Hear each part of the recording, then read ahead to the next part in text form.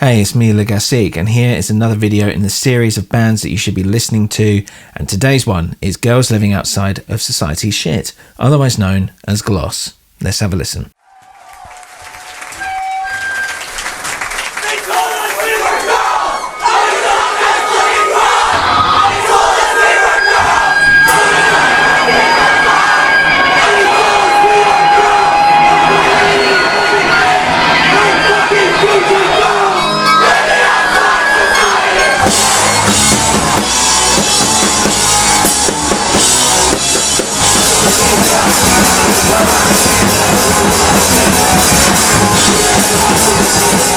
Real quick whilst I have you, I want to keep making little videos like this talking about bands and artists that I like and I think people should be listening to. The only way I'm going to be able to do that is if you watch and you follow, subscribe and all that stuff. So if you could do that right now, that'd be amazing. Thank you. So G.L.O.S.S formed in Olympia, Washington in 2014 as a punk rock group dealing with issues like transphobia, misogyny, just general toxic masculinity, issues like police violence and all that kind of macho shit that surrounds punk rock, which should be endorsing individualism and freedom. G.L.O.S.S were led by trans vocalist Sadie Switchblade. There was also Corey Evans, Jake Bison, Tanner Hainsworth and Julia Antolin. I hope I got all that right. So there's probably a good reason why you haven't heard of the band, and that's because they only lasted 2 years. What actually happened is they were offered a $50,000 deal by Epitaph to join the label, and they did consider taking it, and they were going to plan to donate that money to good causes, but Epitaph's relationship with Warner Brothers put them off as it was just way too corporate. And it actually wasn't long after this that the band actually just decided to split up, citing general stress of being in a touring band too much, and also what didn't help was the whole narrative and discussions that were happening around the band that seemed to be more hassle than it was worth. They were either being hailed as heroes or being demonized, and they didn't really want to kind of add fire to that. They only released 2 EPs. One was called Demo.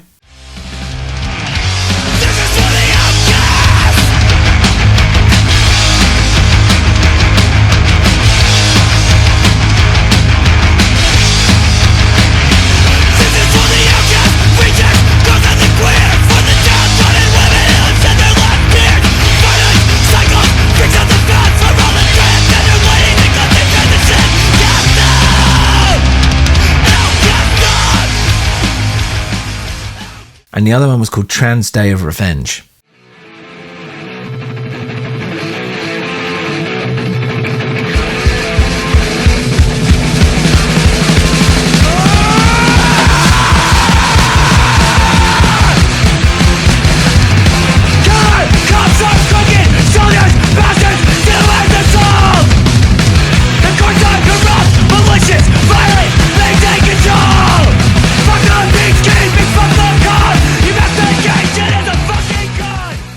So if you're interested in listening to the music, I would actually say there is some stuff on Spotify and YouTube, etc. But I would actually say go to Bandcamp and look them up there. I'll put a link below and consider just buying the music outright. And all that money goes to a homeless shelter.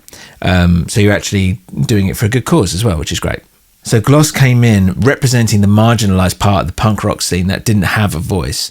It was mainly dominated by straight white cis males, and now they had someone literally screaming and vocalizing in that aggressive punk rock fashion the frustrations that these marginalized people face on a daily basis. Vocalist Smith said she was sick of having to hang out at the back of punk gigs and wanted to carve out a space for people like them. She said, "The punk we care about isn't supposed to be about getting big or becoming famous. It's supposed to be about challenging ourselves and each other to be better people. It feels hard to be honest and inward when we are constantly either put on a pedestal or torn down, worshipped or demonized. We want to be whole people, not one-dimensional cartoons."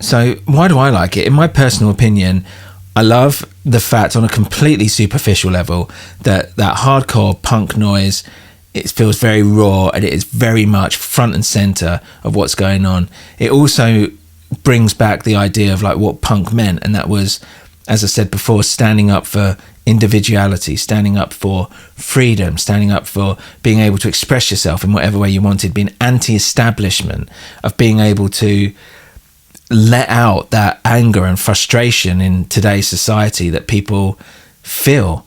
And it's a cathartic experience. It's also the fact that I genuinely find the lyrics and the stories and everything behind the songs very interesting. But behind it all is that punk rock ethos of don't be quiet, don't just conform, stand up for yourself, fuck the establishment, and most of all, don't be a cunt.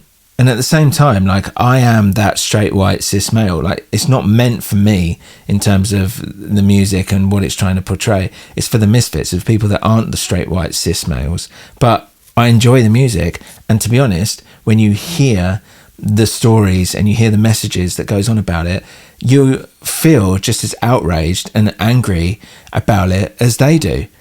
And you start to sympathize with that side of it. I mean, if you weren't already, and you start to relate to it, and you're feeling it. You're feeling it on a very raw, emotional level. And there's some really important topics in there that, yeah, like, it's not necessarily, I know they don't necessarily want to go mainstream with this kind of stuff, or that they feel like maybe it's been taken over by the mainstream. But I think it's really great to hear people standing up and being like, this is wrong.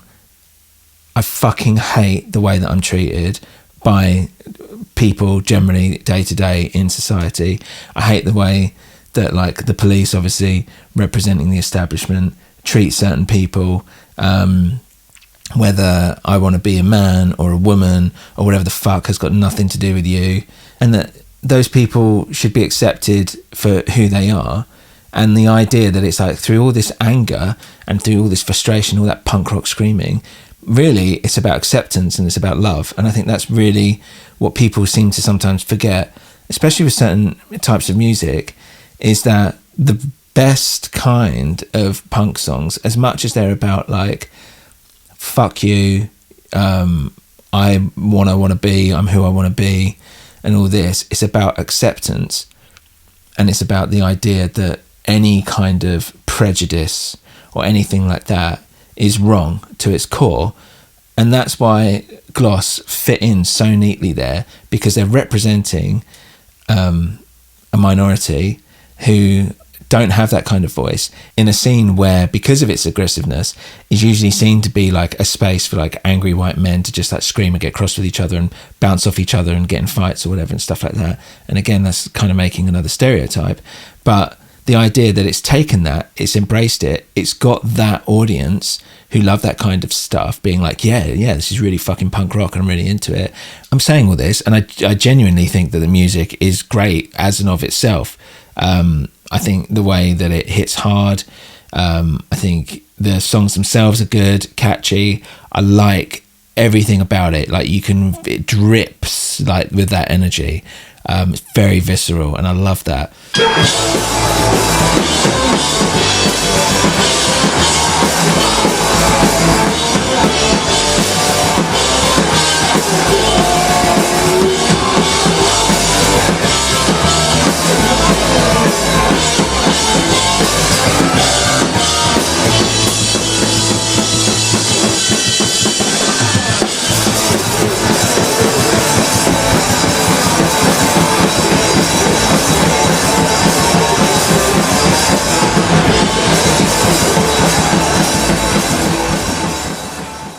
Especially when it comes to like proper hardcore punk. And so, yeah, I'm here for it, but the music isn't for me. I can enjoy it and I can appreciate it, but it's for those marginalized parts of society that want to share and revel in that experience and stick a middle finger up to all those people who naysay them, who neg on them, who try and drag them through the mud and all the stuff they have to go through in terms of like mental health and just trying to like live their lives, and they feel different and they want to be different, and they have to put up with all this prejudice constantly. It's a way for them to kind of kick back at it. So even though I appreciate on a very on both a superficial level, and I appreciate it for the messaging that it's kind of giving over, I think that if you are one of those marginalised people and you like punk rock, this is right up your street. It's perfect for you. But also, like, I think it is important that people out there listen to different points of view, and it might be that you might have certain viewpoints on certain issues to do with gender and identity politics and all this,